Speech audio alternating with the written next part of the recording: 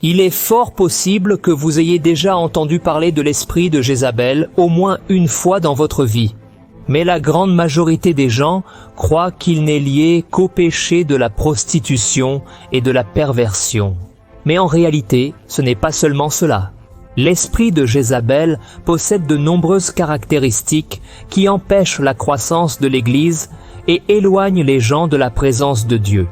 Et vous devez vous demander, mais pasteur, qui était Jézabel? Jézabel est considérée comme la pire femme de tout l'Ancien Testament.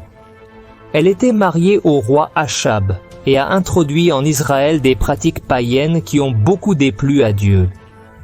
Elle était une reine très méchante qui a promu l'idolâtrie et tué beaucoup de ceux qui n'étaient pas le Seigneur. Elle soutenait 850 prophètes des dieux, Baal et Azéra. Ces prophètes faisaient des rituels détestables, provoquant la colère de Dieu. Le mal qui habitait dans le cœur de Jézabel était si grand, si fort, qu'Élie, l'un des plus grands et des plus importants prophètes jamais élevés par Dieu, a fui par peur des menaces de cette femme et a même demandé au Seigneur de le tuer. Dans le livre des 1 Rois chapitre 19, il est écrit « Élie a eu peur et a fui pour sauver sa vie. » À Bershéba de Juda, il a laissé son serviteur et est entré dans le désert, marchant un jour. Il est arrivé à un buisson de genêt, s'est assis dessous et a prié, demandant la mort. « Mort, j'en ai assez, Seigneur. Prends ma vie. Je ne suis pas meilleur que mes ancêtres. » Mais Jézabel a été punie.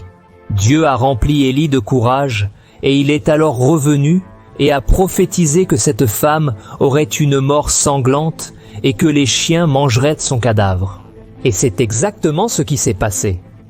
La Bible raconte qu'un homme nommé Jéhu a tué le fils de Jézabel, et, à cause de cela, elle l'a défié.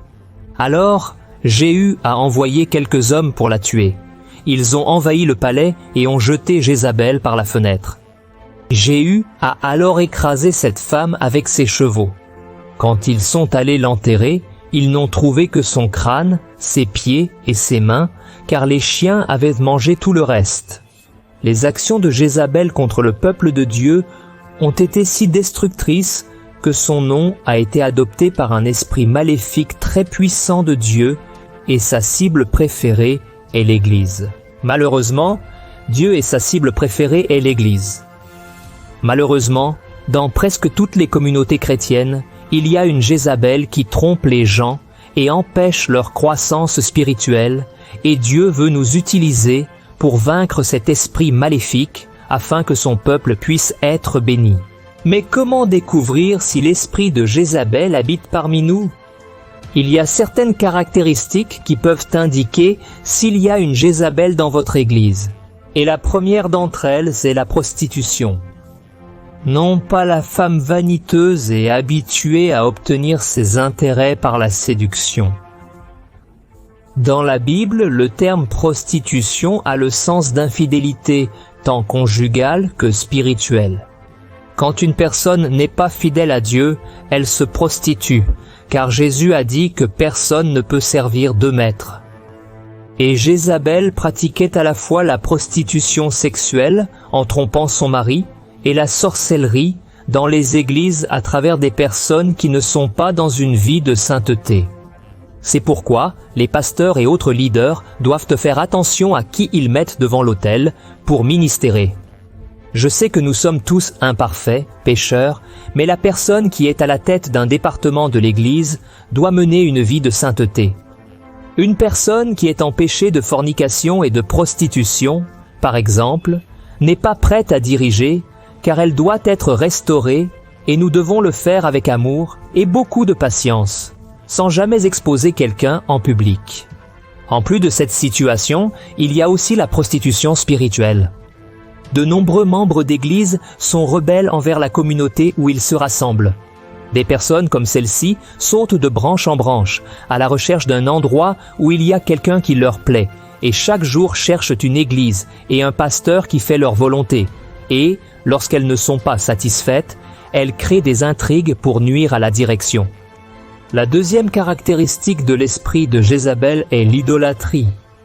La Bible raconte que Jézabel adorait des idoles et avait une armée de prophètes de plus de 850 hommes soutenus par elle pour adorer des dieux étrangers. Aujourd'hui, nous voyons rarement ce type de pratique, mais l'idolâtrie va bien au-delà des images sculptées. L'idolâtrie est tout ce qui prend la place de Dieu dans notre cœur, car le Seigneur doit être la priorité dans notre vie.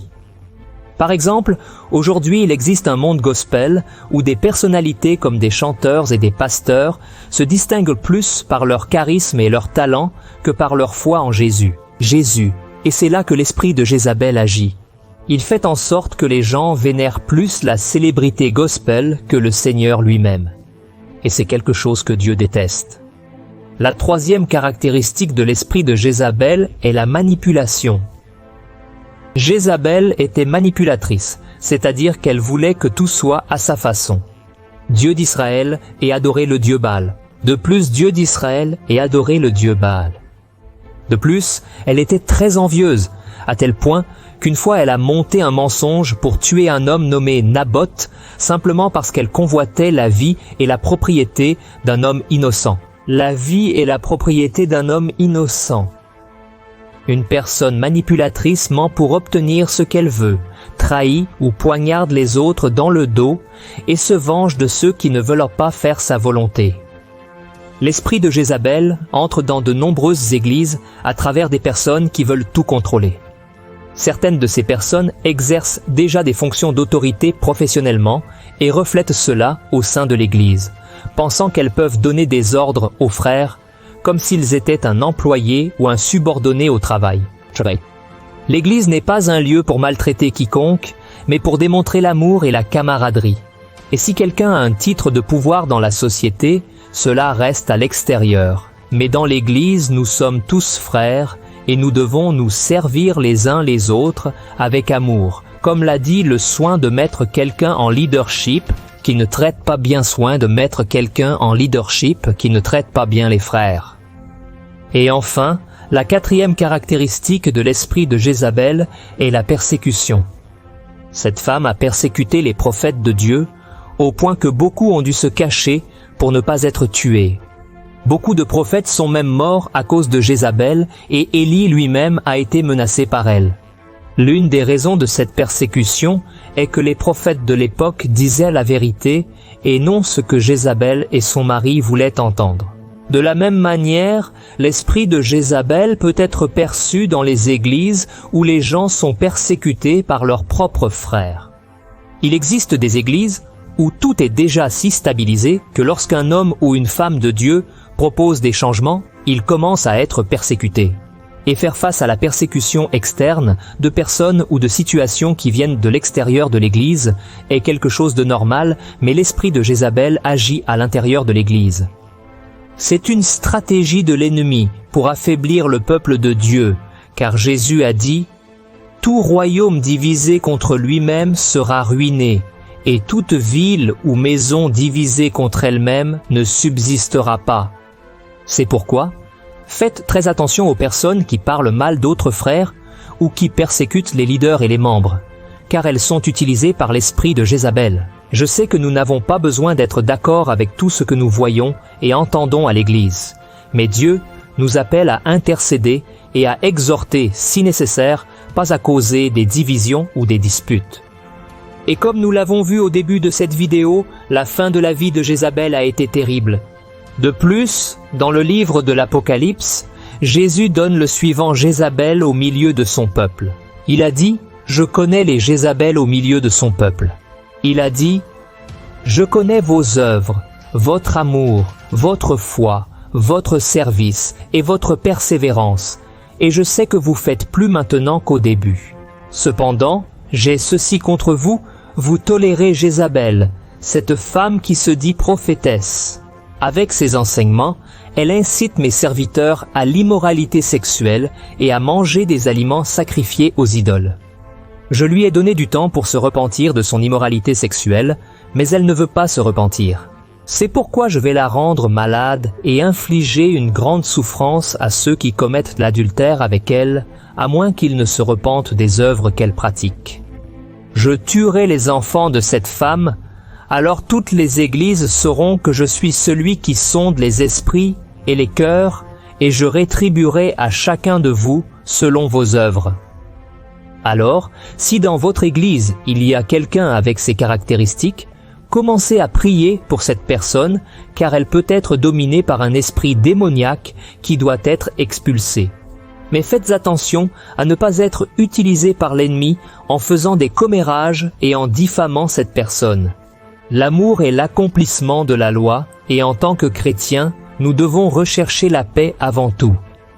Beaucoup de ces personnes sont simplement religieuses, qui n'ont pas encore eu une véritable expérience avec Dieu et ont besoin de nous pour les bénir. Maintenant, si la personne refuse d'être traitée, il n'y a rien qui puisse être fait. La Bible est très claire sur ce que Dieu fera à ceux qui laissent n'importe quel esprit démoniaque dominer leur vie. Le psalmiste a écrit « C'est pourquoi les méchants ne résisteront pas au jugement, ni les pécheurs dans la communauté des justes. Car le Seigneur approuve le chemin des justes, mais le chemin des méchants mène à la destruction. » Je suis le pasteur Antonio Junior. Si vous avez aimé ce message, partagez-le avec vos amis et abonnez-vous à ma chaîne ici. Que Dieu te bénisse.